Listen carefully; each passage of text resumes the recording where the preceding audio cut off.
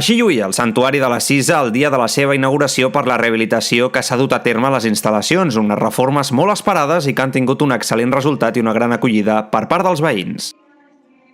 Home, era una cosa molt esperada ja fa moltíssims anys, que es posés en valor el que és la Cisa, el que representa i la gran devoció que hi ha aquí.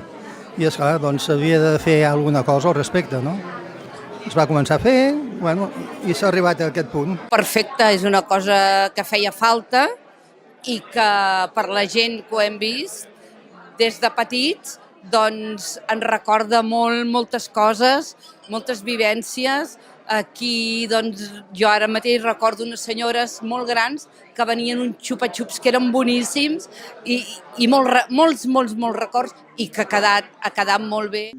Des de l'Ajuntament han estat treballant durant molt de temps per poder rehabilitar aquest espai tan emblemàtic del Maresme i sobretot de Premià de Dalt. La idea, tornar a obrir el restaurant, obrir una sala per poder organitzar reunions amb una cabuda per prop d'un centenar de persones o crear un petit museu amb la història d'aquest magnífic espai. És un santuari que li han anat passant moltes coses i havia quedat sempre per acabar. Tenia una part per reconstruir, per arreglar. I ara que s'ha acabat de deixar perfecte perquè les noves generacions en puguin gaudir des de tots els àmbits. S'ha fet un nou restaurant, s'ha rehabilitat totes les façanes, s'ha fet un centre d'interpretació i museu, s'ha fet sales per la parròquia, tot pensat perquè la població en pugui gaudir tant espiritualment com des d'un punt de vista també turístic.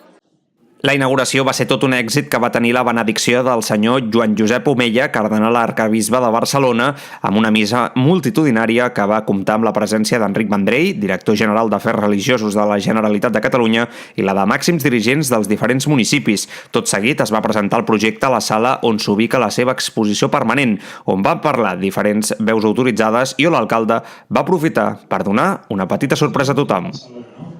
A petició de l'Ajuntament i amb la col·laboració del Consorci de Turisme Costa Barcelona, justament avui ja tenim el testimoni que volíem també entregar-vos al mossèn Cardenal que el Santuari de la Cisa serà una ruta recomanada del Camí de Santiago. Per tant, el Santuari ja no només serà pel poble i per la comarca, sinó per tot el món, tothom que vulgui passar per la via marina del Camí de Santiago tindrà la possibilitat de visitar el Santuari de la Cisa. Aquest és el nostre regal que hem fet tant a vosaltres com a tota la...